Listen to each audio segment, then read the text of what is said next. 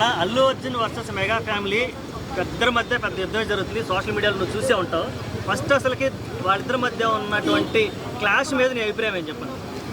నేను ఒకటే చెప్తున్నానా, ఇవి ఏదో ప్రచారంకి పోయి అల్లు అర్జున్ గారు అప్పటి నుంచి ఏదో పొరపాటు అని చెప్తున్నారు. ఇట్లా ఓకే, ఇవాళ ఒక మెగాస్టార్ గారిని ఆయన ఎంత ప్రేమిస్తారో అది ఆయనకు తెలుసు, చిరంజీవికి తెలుసు. కాకపోతే ఏంటంటే ఇవాళ ఒక అల్లు అర్జున్ గారు ఇవాళ ఈ స్థాయిలో ఉన్న కారణం అంటే మెగాస్టారే. అంటే ఒక టైంలో చిరంజీవి అల్లుడనే తెలుసు గంగోత్రి నుంచి, తర్వాత అల్లురామన్ కొడుకని తెలుసు, అల్లు అర్జున్ కొడుకని తెలుసు. కాకపోతే చిరంజీవి పేరు కూడా అల్లు అర్జున్ పేరు నిలబెట్టిండు. కానీ ఎక్కడ కూడా మామ అని తక్కువ చేసి మాట్లాడలేడు.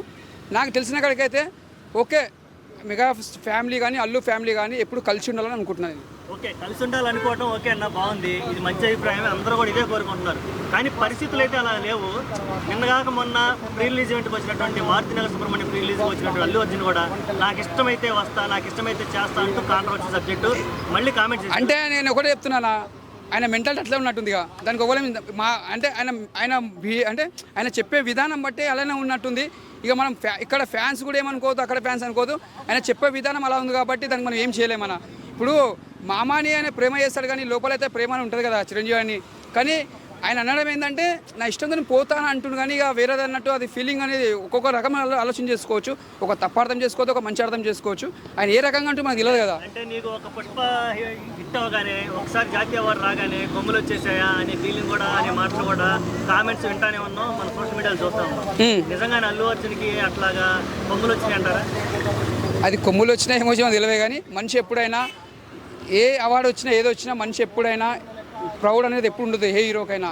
అది లేకపోతే ఎప్పుడు అందరు బ్లెస్సింగ్స్ ఉంటాయి. కాకపోతే ఆయన ఎట్లా బిహేవ్ చేస్తుందో, ఎట్లా మాట్లాడుతూ మనకు తెలియదు.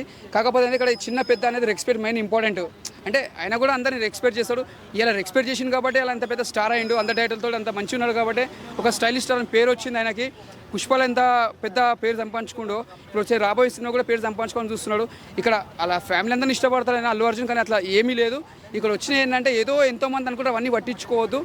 అల్లు అర్జున్ ఎప్పుడైనా పవన్ కళ్యాణ్ ఇష్టపడతాడు, చిరంజీవి ఇష్టపడతారు, అలా ఫ్యామిలీ ఇష్టపడతాడు. అయినా మీదికి అట్లా ఉన్న లోపల ప్రేమ ఉంటుంది అల్లు అర్జున్కి. ఓకే, నా లోపల ప్రేమ ఉండదని ఎవరు చెప్పట్లేదు. ఫ్యూచర్లో కూడా వాళ్ళు కలిసే అవకాశం ఉంది అంటే ఓకే. కానీ ప్రెసెంట్ ఏంటంటే ఎవరు కూడా ఈ సమస్య ఫుల్ స్టాప్ పెట్టట్లా. ఇప్పుడు అటు అల్లు అర్జున్ స్పందించట్లేదు, ఇటు మెగా ఫ్యామిలీ స్పందించట్లేదు. మెగా ఫ్యామిలీ అయితే స్పందించరు, ఎందుకంటే వాళ్ళకి అవసరం లేదనే ఫీలింగ్ లో ఉన్నారు. నిన్న జనసేన ఎమ్మెల్యే కూడా ఇదే చెప్పాడు, అసలు నువ్వెవడు బొగడాగడు అన్న రేంజ్ లో మాట్లాడాడు. ఇంకో విషయం ఏంటంటే అల్లు అర్జున్ అసలు ఫ్యాన్సీ లేరు అన్నాడు. తప్పదు, ఎందుకుంటారు ఆయన ఫ్యాన్స్, ఆయనకు ఉన్నారు ఫ్యాన్స్, అల్లు అర్జున్ ఫ్యాన్స్ ఉన్నారు. అట్లేం ఆయన కష్టపడింది కాబట్టి ఆయన దగ్గర ఆయన కూడా ఫ్యాన్స్ ఉన్నారు. ఆయన కూడా ఒక అల్లు అర్జున్ స్టైలిష్ స్టార్ అని పేరు సంపాదించుకోండు. ఒకటే చెప్తున్నానా, మనం ఒక పడవలో పోతాం, ఒక పడవలో పోతుంటాం, మనము ఒక సముద్రంలో పోతాం. ఆ పడవ అనేది ఎప్పుడైనా ఒడ్డుకు వస్తుంది, ఇల్లు కూడా ఎప్పటికైనా కలుచుకుంటారు. కాకపోతే ఏంటంటే ఇక్కడ గొడవలు ఏముండయి, వాళ్ళంతా ఫ్యామిలీ అంతా ఒకటే ఉంటుంది. ఇక్కడ ఉండేది అంటే ఇక్కడ ఉన్న అభిమానులు మాత్రం ఏది అనుకోవద్దు, ఏది తిట్టుకోవద్దు, వాళ్ళంతా మంచి కలిసే ఉంటారు. పిచ్చిగా ఫ్యాన్స్ ఉండాలి, అభిమానం ఉండాలి, ఉండొద్దు అంటలే. కాకపోతే ఎవరు ఏమనుకోవద్దు. ఇక్కడ అల్లు అర్జున్ ఫ్యాన్స్ కానీ, ఒక పవన్ కళ్యాణ్ ఫ్యాన్స్ కానీ, వాళ్ళు ఎవరు ఏమనుకోవద్దు. ఓపెన్గా చెప్తున్నాను నేను.